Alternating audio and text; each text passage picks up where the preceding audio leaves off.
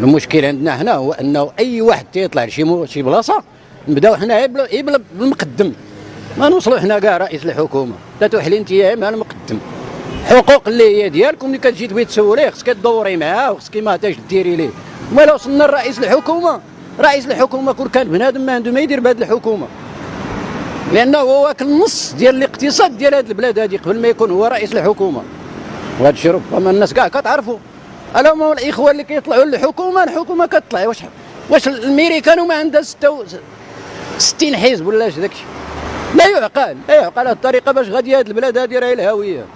تنضحكوا على ريوسنا تنقولوا المونديال وكاس افريقيا وداك الشيء كله يا اخوه خاوي. حنا ما يمكنناش نمنعوا العيد الكبير ونتبعوا حنا المهرجانات، ما يمكنش، لا يعقل باش اننا نبقاو حنا في هذه التفاهه هذه تنحرموا ما حل الله وتنبقاو غاديين في الخوار الخاوي. ها هما كاع نقولوا هذه الحكومه شنو دارت؟ شنو دارت هذه الحكومه؟ هذا اللي بغى يقول لك لا خدمات قبل من الحكومه الاخرى، ما كايناش شي حكومه، ما كاين اللي يطلع لشي منصب تيبدا تيخطف وما تيشبعش. حنا عندنا وزير العدل اللي بدا يتنفخ علينا حنا يقول لك بانه هو عنده الفلوس. منين جاوك هاد الفلوس انت باش تقري هاد ولادك هادو؟ لا انت ولا تتبعون التبعات. الانسان هو يتقي الله في نفسه شويه. هاد الناس هادو كلهم ما عندهمش ايمان، غرام ديال الايمان بالله ما تيكسبوه، لانه كل كانوا تيكسبوا الايمان ديال الله تعالى كل شيء غادي يتيسر وكل شيء الخير والخمير.